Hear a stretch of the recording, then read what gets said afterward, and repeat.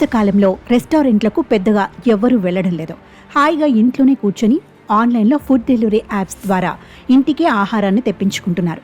ఇందుకోసం కొన్ని సంస్థలు పనిచేస్తున్నాయి. అయితే దీని ద్వారా కొందరికి ఉపాధి లభిస్తుంది. డెలివరీ బాయ్స్గా పనిచేస్తూ జీవనాన్ని గడుపుతున్నారు. డెలివరీ బాయ్స్కు ఉండే కష్టాలకు సంబంధించిన వీడియోలు ఇప్పటికే సోషల్ మీడియాలో వైరల్ అయ్యాయి.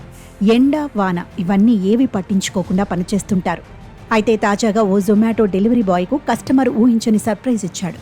దాంతో సదరు డెలివరీ బాయ్ ఎమోషనల్ అయ్యాడు. ఆనంద బాష్పాలు రాల్చాడు. ఇందుకు సంబంధించిన వీడియో ప్రస్తుతం సోషల్ మీడియాలో వైరల్ అవుతోంది. ఈ ఘటన ఇండియాలోనే ఎక్కడ జరిగిందో తెలియదు కానీ నెటిజన్లు మాత్రం సదరు కస్టమర్ను తెగ ప్రశంసిస్తున్నారు.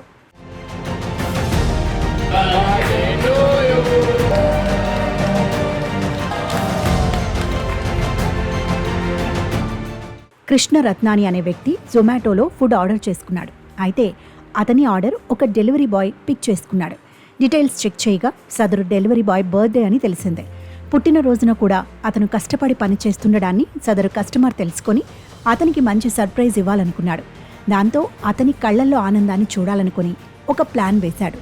డెలివరీ ఏజెంట్ ఆర్డర్ డెలివరీ చేయడానికి కస్టమర్ ఇంటికి వెళ్ళాడు. రోడ్డుపై నిలబడి అడ్రస్ కనుక్కొని వెళతాడు. వెళుతున్న సమయంలోనే అతన్ని చూసిన ఆ ఇంట్లోని వారు కొత్తగా ట్రీట్ చేస్తారు. అప్పటికే కాస్త గందరగోళంగా కనిపించాడు డెలివరీ బాయ్. ఇక ఆర్డర్ ఇవ్వడానికి బిల్డింగ్లోని అపార్ట్మెంట్ వద్దకు వెళ్తాడు. అక్కడ సర్ప్రైజ్ అంటూ పుట్టినరోజు విషెస్ చెప్పారు. అంతేకాదు అతని నోరు తీపి చేసి శుభాకాంక్షలు చెప్పారు. పాటలతో స్వాగతం చెప్పి ఆనందాన్ని పంచారు. ఈ సర్ప్రైజ్కో Zomato delivery boy full emotional అయ్యాడు. కంటతడి పెట్టుకున్నాడు.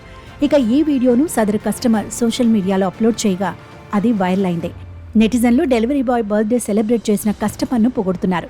ఇలాంటి ప్రపంచమే కావాలని, ఎదుటివారి సంతోషంలోనే నిజమైన ఆనందం ఉంటుందని పేర్కొన్నారు.